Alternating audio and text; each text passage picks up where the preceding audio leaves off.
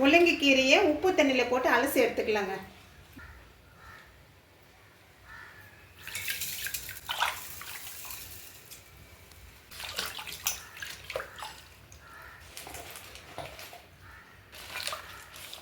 ஒரு 3 நிமிஷம் ஊற வச்சுட்டு மறுபடியும் நல்ல தண்ணியில் அலசி எடுத்துக்கலாம்.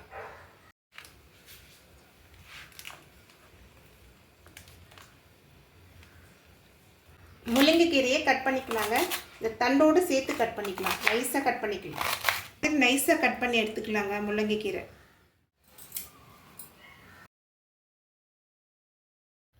கட் பண்ணி வச்சுருக்கிற கீரையை ஒரு 5 நிமிஷம் இட்லி பாத்திரத்தில் வச்சு ஸ்டீம் பண்ணி எடுத்துக்கலாம்.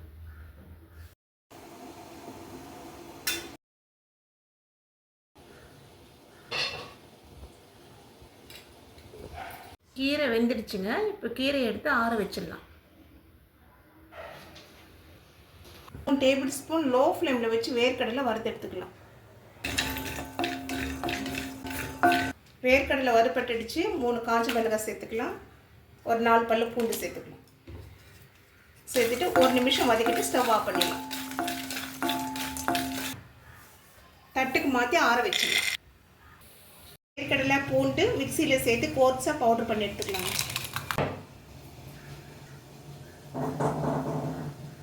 ஒரு டேபிள் ஸ்பூன் எண்ணெயை சேர்த்துக்கலாம். எண்ணெய் சூடாகிடுச்சுங்க. 1/2 ஸ்பூன் சீரகம், 1 டீஸ்பூன் உளுத்தம்பருப்பு, 1 டீஸ்பூன் கடலைப்பருப்பு, 2 காஞ்ச மிளகாய் உடச்சி சேர்த்துக்கலாம். தாளிப்பு வறுப்பட்ட பிறகு ஒரு 5 பல்லு பூண்டு இடித்து சேர்த்துக்கலாம். ஒரு இருக்க கருவேப்பிலை ஒரு இருக்க சேர்த்துக்கலாம்.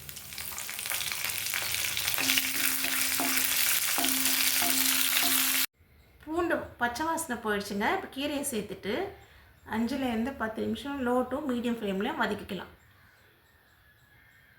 கீரையை இந்த மாதிரி ஸ்டீம் பண்ணி சேர்த்து வதக்கினா நல்லாயிருக்கும். தண்ணி எல்லாம் நல்லா வத்தணுங்க. அதனால் மீடியம் லோ ஃப்ளேமில் மாற்றி வச்சு நம்ம வதக்கிக்கலாம். கீரையை தாளிப்பில் சேர்த்து வதக்கினா சீக்கிரமாக வதங்காதுங்க. அதனால் நான் இட்லி பாத்திரத்தில் வச்சு ஸ்டீம் பண்ணி எடுத்துருக்கேன். கீரையோட ஸ்மெல்லும் நல்லாயிருக்கும். அப்படியே நம்ம தாளிப்பில் வதக்கினோம்னா ஒரு மாதிரி ஸ்மெல் வரும். இப்படி நம்ம ஸ்டீம் பண்ணி சேர்த்தனால ஸ்மெல்லும் நல்லாயிருக்கும். கீரையும் நல்லா சீக்கிரமாக வெந்துடும். லோ டு மீடியம் ஃப்ளேமில் 10 நிமிஷம் ஆச்சுங்க இந்த கீரையை வதக்கிறதுக்கு. முள்ளங்கி கீரையில் உப்பு தன்மை இருக்குங்க. கொஞ்சமாக முள்ளங்கி கீரைக்கு தகுந்த மாதிரி சேர்த்துக்கலாம். ஒரு வாட்டி கலந்து விட்டுலாம். கடைசியாக அரைச்சி வச்சுருக்கிற பொடியை சேர்த்துட்டு ஸ்டவ் ஆஃப் பண்ணிடுங்க. ஸ்டவ் ஆஃப் பண்ணிவிட்டு ஒரு வாட்டி கலந்து விட்டுலாம்.